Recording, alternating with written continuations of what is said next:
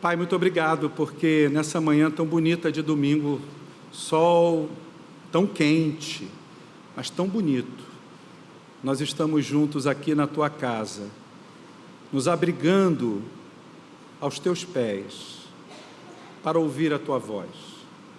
Já oferecemos a Ti a nossa adoração, agora sabemos que o Senhor vai falar com a gente.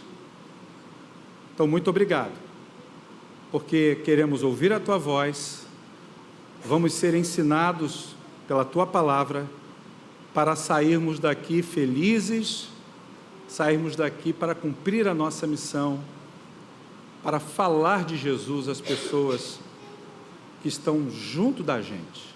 Nós oramos em nome de Jesus. Amém. Crianças podem começar. Vamos assim assentados como estamos a abrir as nossas Bíblias na carta de Paulo aos Romanos.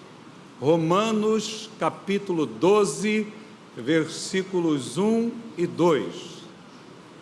Romanos 12, esse é o texto bíblico, Romanos 12, versículos 1 e 2.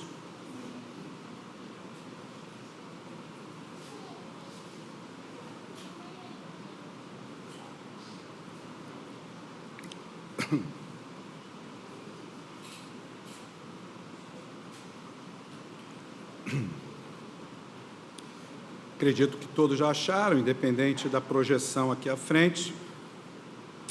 Vamos ler a uma só voz, Romanos 12, 1 e 2, e as crianças também puderem ler. Vamos ler juntos, Romanos 12, versos 1 e 2. Leiamos.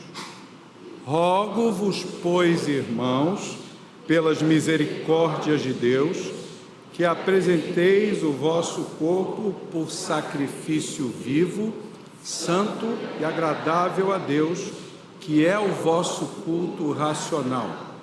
E não vos conformeis com este século, mas transformai-vos pela renovação da vossa mente, para que experimenteis qual seja a boa, agradável e perfeita vontade de Deus. Gente querida do Senhor, nós todos sabemos que estamos vivendo e sobrevivendo em um mundo que constantemente está nos pressionando a assumirmos os seus padrões, a nos conformarmos, ou seja, tomarmos a forma dos seus padrões. E aí a gente é pressionado, a gente é bombardeado por ideias de que temos que ter bastante sucesso na vida, porque sem sucesso a gente não é nada. Sem sucesso a nossa vida não tem nenhum brilho, não tem nenhum sentido. Então esses ideais de sucesso fazem parte dessa pressão que o mundo está exercendo sobre nós. Também existem os ideais de beleza, padrões de beleza, que são baseados na cultura grega, né? Aquele corpo perfeito, e as pessoas estão sempre participando, frequentando academias, e nada contra você cuidar do seu corpo, a gente tem que fazer isso, porque o corpo é templo do Espírito Santo. Ontem, no aniversário da minha irmã, por 3 vezes a minha mãe olhava para mim e dizia assim: você está barrigudo. E ela já está caminhando para os 90. E ela olhava para a minha barriga, apertava a minha barriga, dizia: você está barrigudo. Eu falei: mamãe, estou igual um peixinho, aquele peixe gupe, né? O barrigudinho. Nada contra você fazer uma boa academia, mas as pessoas estão exagerando em busca desse corpo perfeito, porque esse é o padrão que a sociedade tem exigido. Outra coisa que a sociedade nos pressiona é sermos felizes. Olha, nada contra ser feliz, mas o grande jargão, crianças, anotem essa palavra jargão, A grande frase, né, que tem dominado muitas vezes a mente e os corações é: o que importa é você ser feliz. Não importa outra coisa, seja feliz. Deixa o teu coração te guiar. Mas a Bíblia diz que o coração do homem é enganoso. O coração do homem é corrupto. O coração do homem é soberbo. E felicidade com a ausência da liderança, da condução de Jesus, não é felicidade. E Paulo aqui, nessa carta aos Romanos, ele nos apresenta um caminho realmente diferente, um chamado para mim e para você, para vivermos uma transformação, que não é uma transformação que tem qualquer relação com as coisas lá de fora que o mundo nos oferece, mas uma transformação interior, algo que acontece aqui dentro. E esse chamado para essa transformação interior, ela nos faz lembrar exatamente de uma reforma do nosso coração. Para quê? Uma vez com os nossos corações reformados, transformados pela presença de Jesus, pela vontade de Deus que estamos cumprindo no nosso viver diário, irmãos, nós podemos viver de acordo com aquilo que Deus deseja para a nossa vida. Por isso, eu queria compartilhar nessa manhã sobre o tema, crianças, anotem o tema, um chamado para reformar o coração. Um chamado para reformar o coração. Qual é o contexto dessa carta? O contexto histórico, deixa eu dizer para vocês qual é. Paulo aqui, quando escreve aos Romanos, essa carta foi escrita ali por volta do ano 57. Quando Paulo escreve essa cartinha para a igreja que estava em Roma, esse era um momento muito importante na vida da igreja primitiva, da igreja que estava nascendo, porque a igreja estava sofrendo perseguições, e não eram só as perseguições para tentar tirar a vida dos membros da igreja de Cristo, mas perseguições do ponto de vista de fazer com que aqueles que haviam abraçado a fé cristã pudessem ser impressionados pela forma como o Império Romano e o mundo daquela época ofereciam seus prazeres.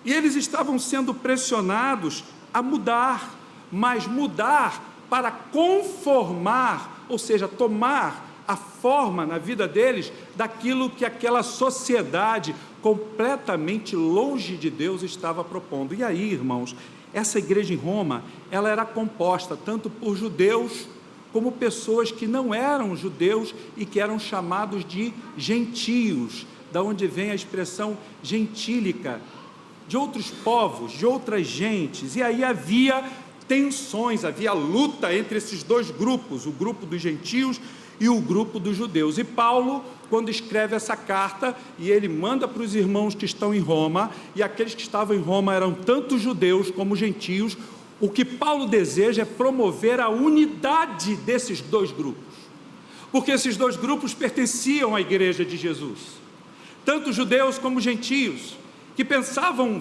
muitas vezes de forma diferente por causa de suas culturas, por causa de seus princípios.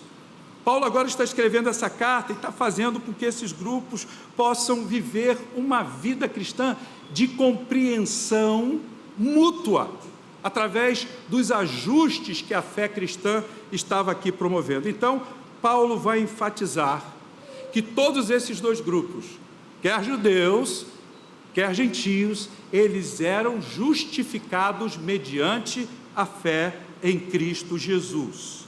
Não havia privilégio, nem para um grupo, nem para o outro grupo.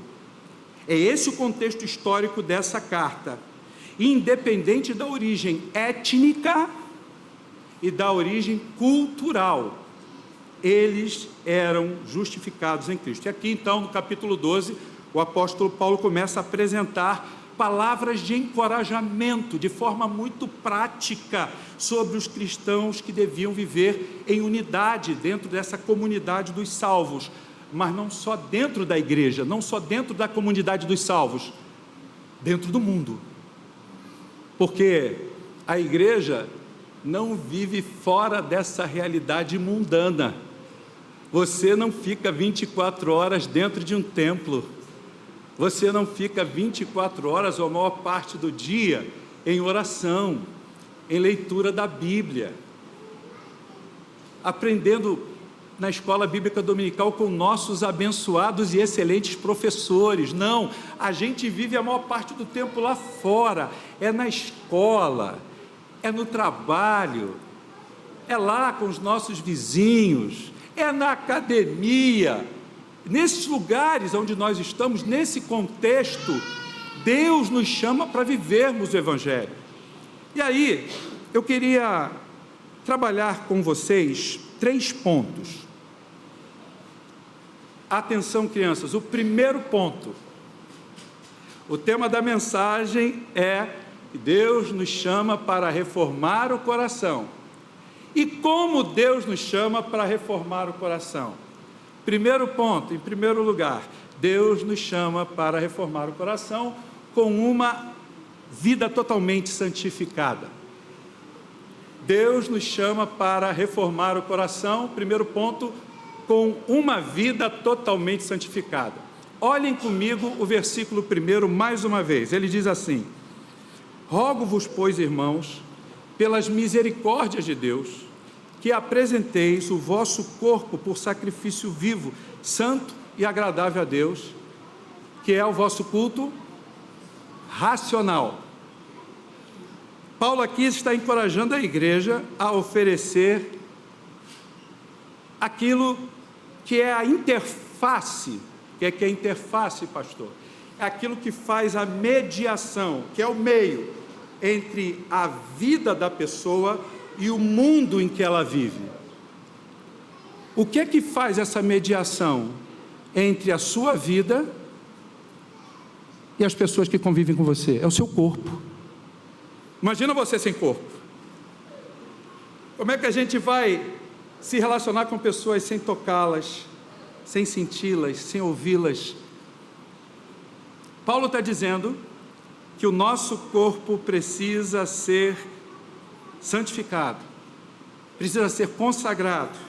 Isso significa que esse corpo que eu e você temos, nele está contida toda a nossa vida. Ou seja, todos os segmentos, todas as áreas da nossa vida precisam ser santificadas a Deus. É o que Paulo está dizendo aqui.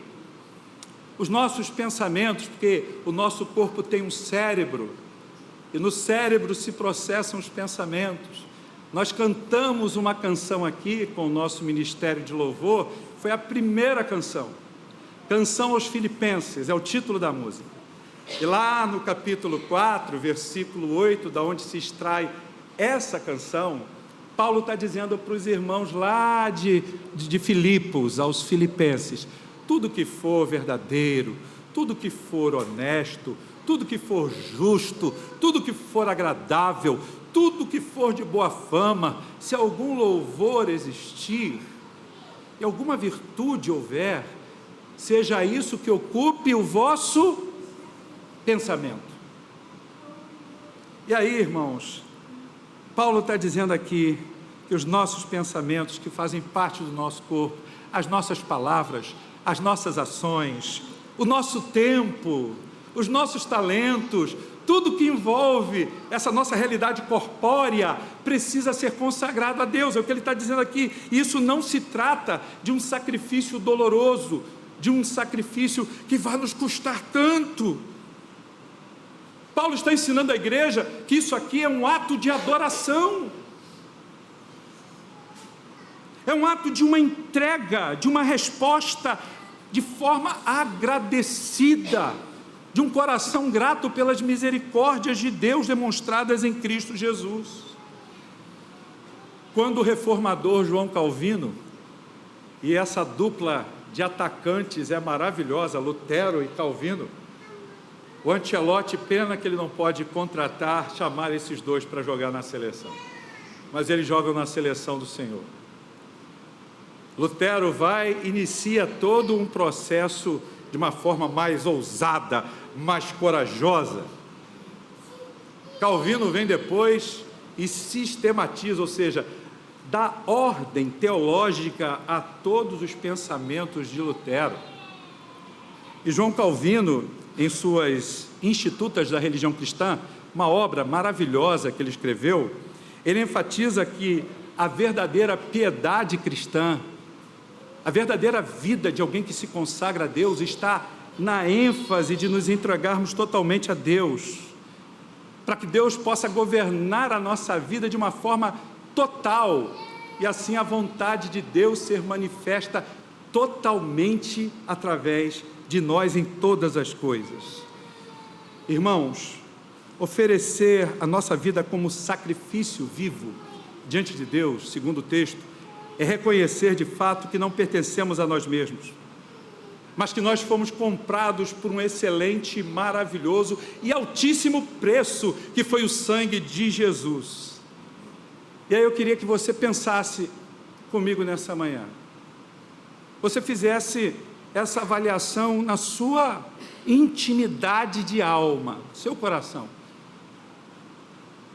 Você tem oferecido o seu corpo como sacrifício a Deus? Você tem consagrado todo o seu ser, todas as áreas da sua vida ao Senhor? Você tem se preocupado com isso todos os dias? Para a gente poder conseguir fazer isso, a gente precisa reconhecer de fato nós pertencemos a Cristo, que Cristo é o Senhor da nossa vida, Ele é o nosso dono, e que Ele tem poder para transformar tudo aquilo que somos e tudo aquilo que temos.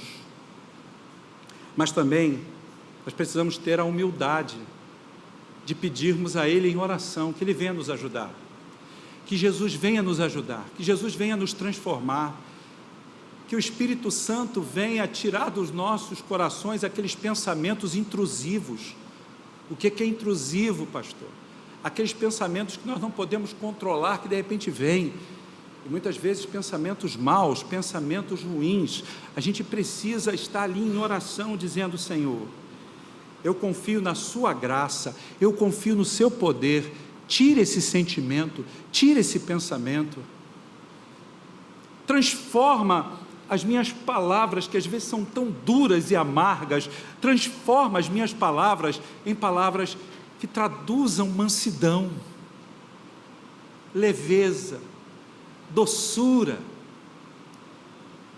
Deus nos chama para reformar o coração com uma atitude totalmente de uma vida que se preocupa em se santificar. Mas em segundo lugar, Deus nos chama para reformar o coração sem nos conformarmos com o mundo. Esse é o segundo ponto, crianças. Sem nos conformarmos com o mundo. Deus está nos chamando para essa transformação, essa reforma.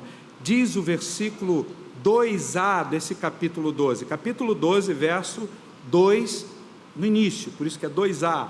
Diz assim: e não vos conformeis com este mundo, mas transformai-vos pela renovação da vossa mente. Da vossa mente. Paulo aqui nos adverte a não nos conformarmos com os padrões desse mundo. Por quê? O mundo que Paulo está se referindo não é um mundo onde está aquela árvore bonita lá fora, onde tem passarinhos lindos cantando em harmonia, em louvor a Deus.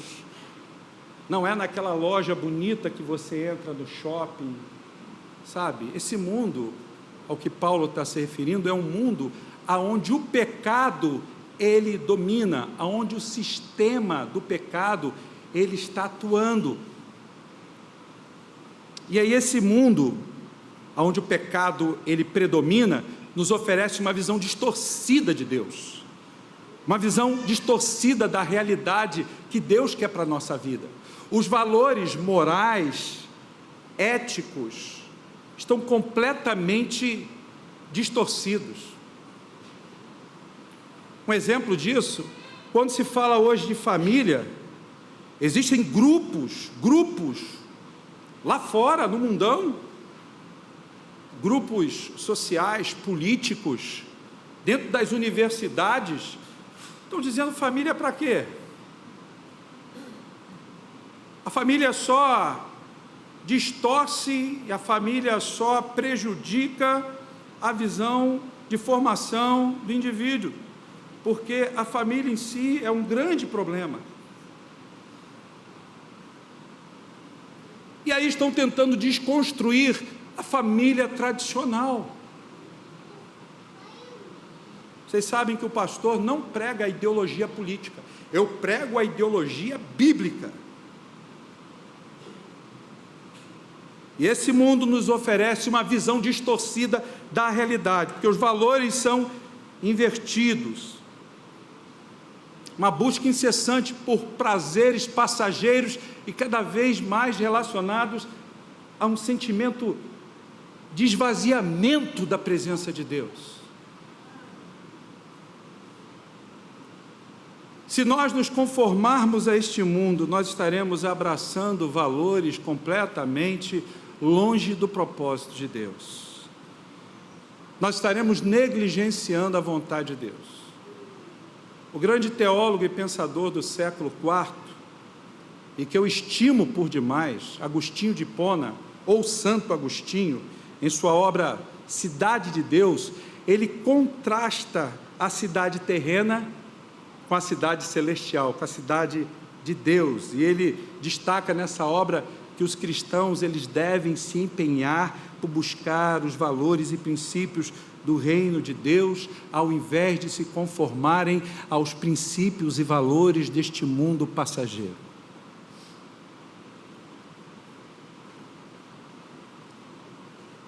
Quais são as áreas da sua vida que você tem se empenhado em dizer: Senhor, que essa área da minha vida esteja conformada com a Tua vontade, conformada com os princípios da Tua palavra, com os princípios das Escrituras Sagradas? Quais são as áreas que você tem buscado conformar a vontade de Deus e fugir dos padrões deste mundo tenebroso? Deixa eu te dar uma dica. Identifique hoje as áreas da tua vida que precisam estar de acordo com os princípios da palavra do Senhor. Nós vamos participar da Santa Ceia daqui a alguns instantes, e lá na primeira carta aos Coríntios, no capítulo 11, a partir do versículo 23, aonde a ceia ela é instituída pelo apóstolo Paulo no meio da igreja dos Coríntios. Lá no final da sessão, eu fiquei tentado a falar perícope, mas as crianças não vão entender. Lá no final daquela sessão, Paulo diz assim: antes de você participar da mesa do Senhor, faça um autoexame, reflita sobre a sua condição de vida diante de Deus, se você realmente está santificado e digno de participar do pão e do cálice. Ele diz: examine-se o homem a si mesmo. Depois que ele fizer isso, então ele poderá comer e beber. Porque quando nós não fazemos isso, diz o apóstolo Paulo lá na sequência, que nós estamos tomando e comendo condenação para nós mesmos. É o que diz a Bíblia.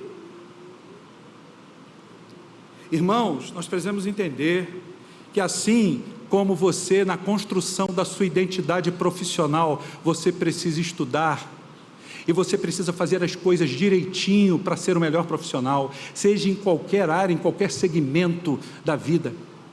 Quando você está, por exemplo, e não é só dona de casa não, tem muito homem que faz comidinha gostosa, você tem que seguir os parâmetros lá de uma receita, você tem que seguir aquela receita direitinho, porque se você negligenciar os ingredientes e a forma de preparo daquela receita, vai dar ruim.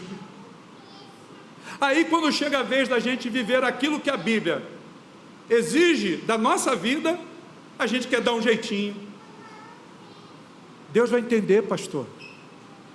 Jesus compreende a minha limitação. Hoje ele vai entender.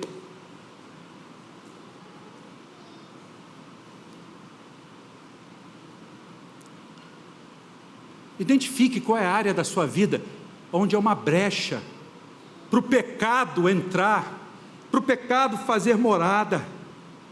Identifique essas áreas onde você tem se parecido mais com o mundo do que com aquilo que a palavra de Deus te ensina, e ore e peça a Deus para você mudar para a glória dele, para você resistir às tentações, para que você deixe de seguir esses padrões. Busque uma renovação da sua mente através da leitura da palavra de Deus. Eu amo demais aquele texto de Paulo também escrevendo aos Filipenses, também no capítulo 4, só que agora no versículo de número 6, quando diz assim: você está preocupado, você está vivendo uma vida para baixo, você está infeliz, você está sobrecarregado de lutas, de ansiedades. Ele diz no verso 6 do capítulo 4 aos Filipenses: não andeis ansiosos de coisa alguma, antes levem para Deus esses anseios de vocês, essas limitações de vocês, em oração, e façam isso com ações de graças, com louvor, com gratidão, crendo que Deus está agindo. E aí ele diz que no versículo 7, há uma consequência dessa tua atitude. Ele diz: e a paz de Deus, que excede todo entendimento, guardará a vossa mente, mente transformada, mente reformada, mente renovada, guardará a vossa mente e o vosso coração em Cristo Jesus. Deus nos chama para renovar e reformar o coração, sem nos conformarmos com o mundo. Mas em último lugar, terceiro ponto, crianças, terceiro ponto, e nós já estamos terminando.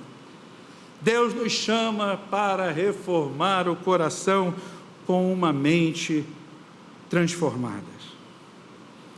Lá no finalzinho desse versículo 2, ele diz assim: transformai-vos pela renovação da vossa mente, para que experimenteis qual seja a boa, agradável e perfeita vontade de Deus. Sabe qual é a transformação que o apóstolo Paulo está aqui propondo para mim e para você nessa manhã? Essa transformação que Paulo nos propõe é resultado da renovação da nossa mente. Por quê?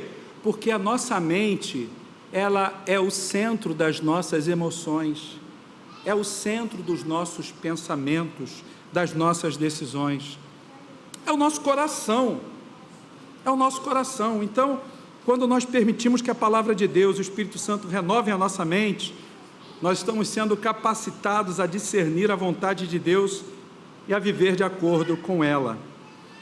E aí, eu quero citar o Martinho Lutero, o grande pai da reforma protestante, que estamos celebrando esse mês.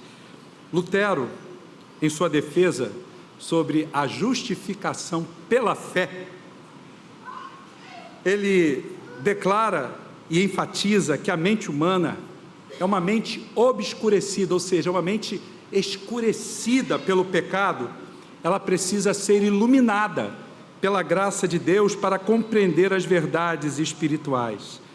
Então, o que é que Lutero, baseado na Bíblia, está dizendo para a gente? Está dizendo que a renovação da mente é um processo contínuo, que requer uma busca contínua. Quando a gente quer resultados muito bons na nossa vida acadêmica, quando a gente quer resultados muito bons nos exercícios que fazemos na academia, nós temos que estar fazendo esforços contínuos. A gente precisa estudar continuamente, a gente precisa fazer os exercícios lá, malhar ferro, puxar ferro, né? Continuamente. A gente não pode começar e parar. Muitos crentes começam e param. Sabe aquela pessoa que começou o curso de inglês hoje, ficou 2 semanas indo ao curso, daqui a pouco não vai mais? Aquela pessoa que diz assim: agora eu vou emagrecer, vou começar a dieta. Tem um monte de gente rindo aí. Não sei se estão rindo de mim ou se estão rindo de si mesmos. Vou começar aquela dieta hoje. Aí começa a dieta. Semana que vem, cadê a continuidade? Aquele brigadeirinho, pá! iFood. Manda aquele hambúrguer caprichado para mim. Já era. Começou, mas não deu continuidade. O que Paulo está dizendo aqui para a gente é que a renovação da mente é um processo contínuo. Nós estamos constantemente diante de Deus. Diante de Deus. Você está diante da face de Deus todos os instantes da tua vida. E Ele espera que você possa, com fervor, com entrega, com uma vida de piedade, dar lugar a Ele no seu coração todos os instantes. Deus não é como uma novela, né?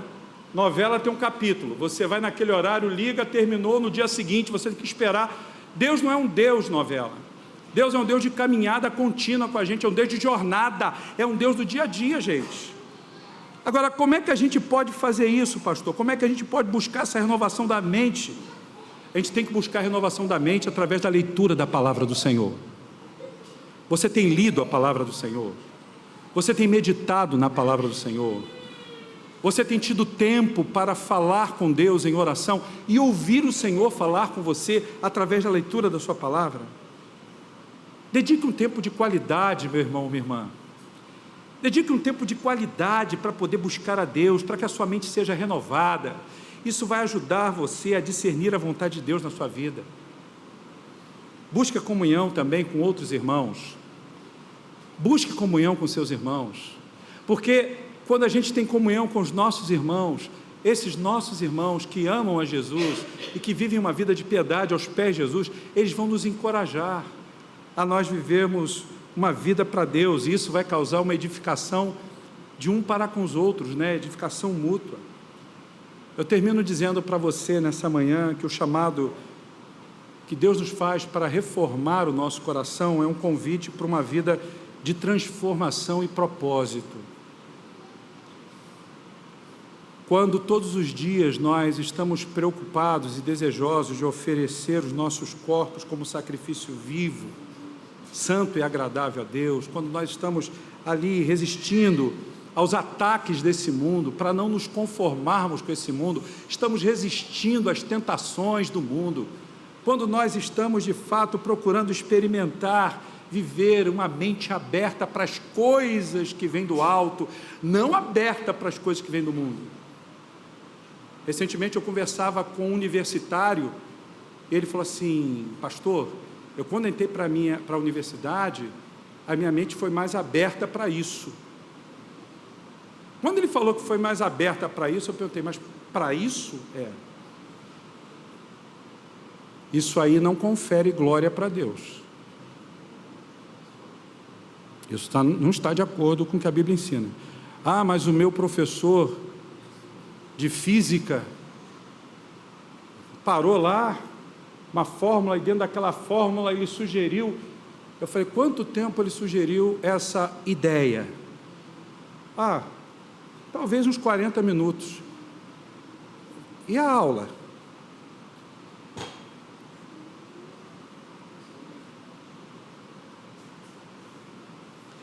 Esse é o mundo que estamos vivendo. Isso não tem nada a ver com política. Isso tem a ver com uma ideologia maligna, nefanda e nefasta. Anote aí, criança, porque essa não deu para segurar. Essa ideologia, ela não comunga, ela não conjuga com a palavra, com os princípios transformadores, renovadores da palavra do Senhor. Está lá na universidade, ensina física quântica, mecânica, ensina isso, ótica, vai lá.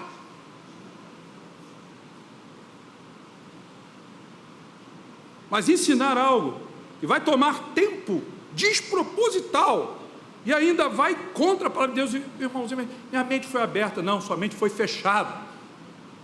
A palavra de Deus diz isso. Reverendo, mas aí eu falei, não. Vamos debater sobre isso. Não sou o Charles Kirk, mas a gente pode debater sobre isso.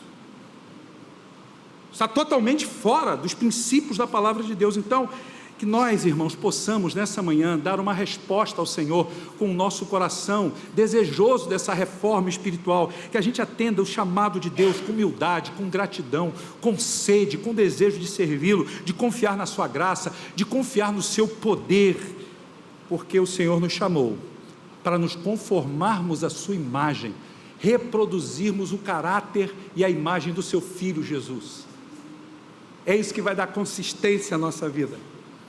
É isso que vai fazer você todos os dias, diante das lutas, diante das tentações, diante das provas, vibrar, se alegrar e dizer: Senhor, eu sei que eu estou na luta, eu sei que eu tenho grandes desafios, mas o Senhor é o Deus onde eu me refugio, é o Deus que vem e me conforma à sua vontade, a vontade que é boa, perfeita e agradável, e nela eu posso descansar, e nela eu posso me alimentar, e nela eu posso viver uma vida que realmente transforme também o mundo, ao pregar a Jesus Cristo.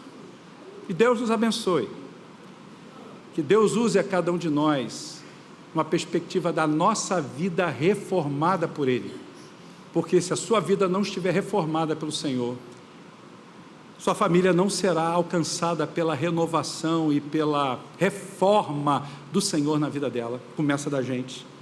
A igreja não será reformada e o mundo não vai sofrer um choque, o impacto de integridade que a igreja precisa causar a partir de uma vida que conhece a Deus pela sua palavra, que ama o Senhor pela sua palavra e que vive pela sua palavra. Vamos orar? Senhor, muito obrigado nessa manhã